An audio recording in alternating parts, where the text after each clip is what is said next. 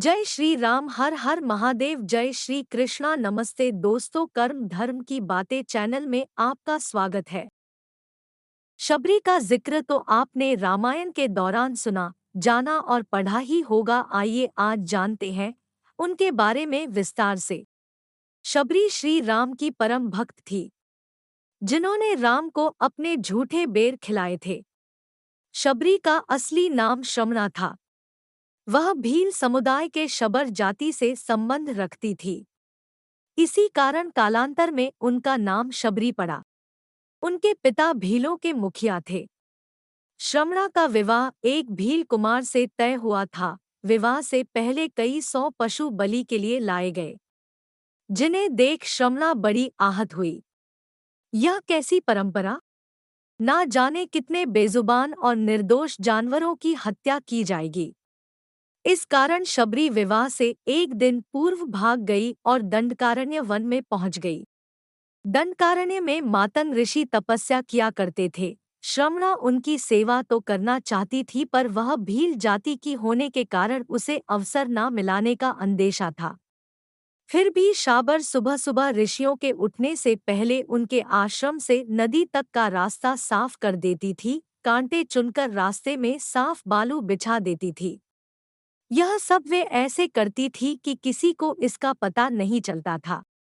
एक दिन ऋषि श्रेष्ठ को शबरी दिख गई और उनके सेवा से अति प्रसन्न हो गए और उन्होंने शबरी को अपने आश्रम में शरण दे दी। जब मतंग का अंत समय आया तो उन्होंने शबरी से कहा कि वे अपने आश्रम में ही भगवान राम की प्रतीक्षा करें, वे उनसे मिलने जरूर आएंगे। मतंग ऋषि की मौत के बाद शबरी का समय भगवान राम की प्रतीक्षा में बीतने लगा। वह अपना आश्रम एकदम साफ रखती थी। रोज राम के लिए मीठे बेर तोड़कर लाती थी। बेर में कीड़े न हो और वह खट्टा न हो, इसके लिए वह एक एक बेर चक्कर तोड़ती थी। ऐसा करते करते कई साल बीत गए। एक दिन शबरी को पता चला कि 2 सुंदर युवक उन्हें ढूंढ रहे हैं।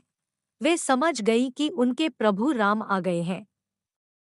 उस समय तक वह वृद्ध हो चली थी, लेकिन राम के आने की खबर सुनते ही उसमें चुस्ती आ गई और वह भागती हुई अपने राम के पास पहुंची और उन्हें घर लेकर आई और उनके पांव धोकर बैठाया।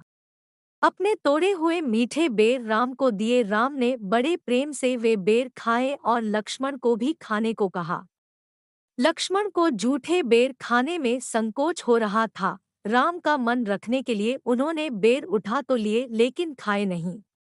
इसका परिणाम यह हुआ कि राम रावण युद्ध में जब शक्ति बाण का प्रयोग किया गया तो वे मूर्छित हो गए थे। तब इन्हीं बेर की बनी हुई संजीवनी बूटी उनके काम आई थी। यह है माता शबरी की पुण्य कथा।